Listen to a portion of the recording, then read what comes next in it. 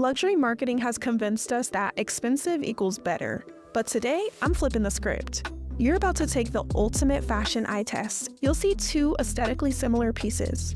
Your job, guess which one is luxe and which one is lower priced. Lock in your answer before the reveal and keep score because I want to know who's got the eye. Round 1, the battle of the blouses. Which one is luxury?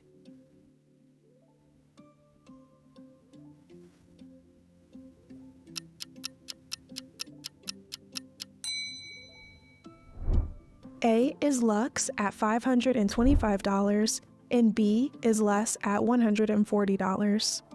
Blouse A is from Isabel Marant. It is made of 100% cotton wool. If you don't know, wool is lightweight, but so much so that it can't be machine washed. The design alone is extremely thoughtful and luxe with gorgeous frilly details. Blouse B is from Banana Republic. It is made of linen, and linen is machine washable, but you have to hang it to dry. I love the fabric loop, buttonholes, and relaxed fit. Both are winners. The Isabel Marant one is more feminine. The Banana Republic one is more classic. Round 2, summer dresses. Okay, disclaimer. This round is different. It's kind of a trick question. Can you spot what it is?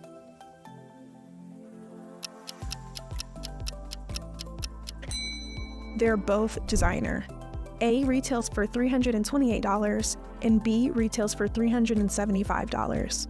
So A is from Eileen Fisher, which is more classic and minimal, focusing on quality, while B is from Ghani, who usually has a much younger contemporary audience.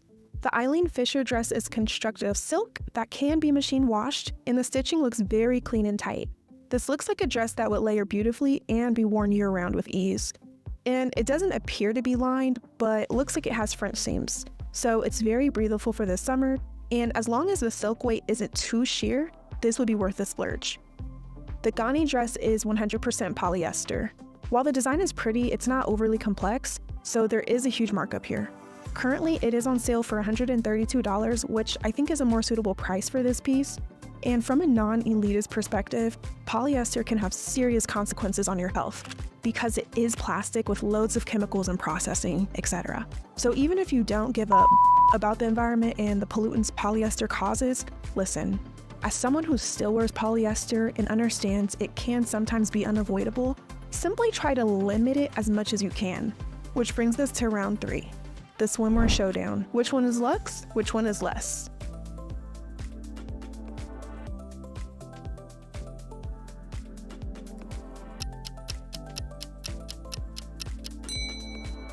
A is less at $28 and B is luxe at $200.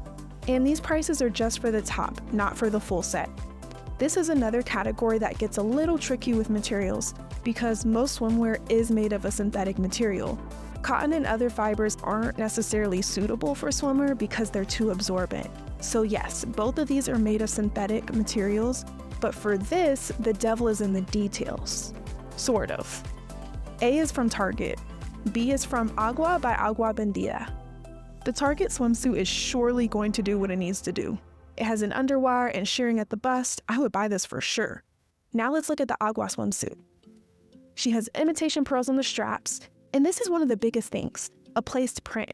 So that means every swimsuit has the same print placement, which in manufacturing terms uses more fabric because it's more considered. And lastly, I would hope and pray to God they use a steel underwire, because I'm more than certain that Target uses nylon underwires. I would buy an Agua swimsuit because their prints are really pretty and they go on sale all the time. This one's currently 25% off at $150 for the top. Moving on to round 4, sneakers. You know the drill.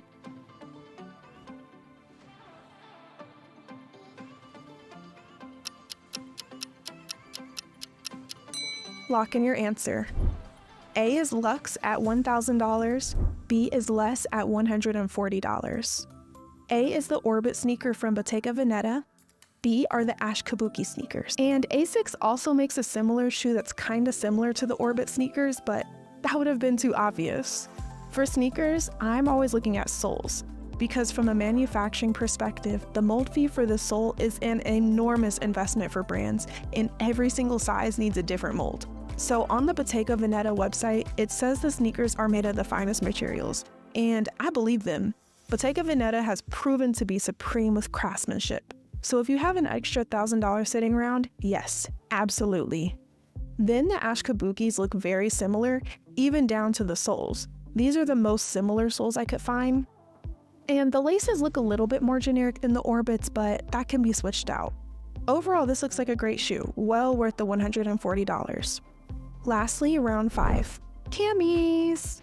10 seconds to lock in.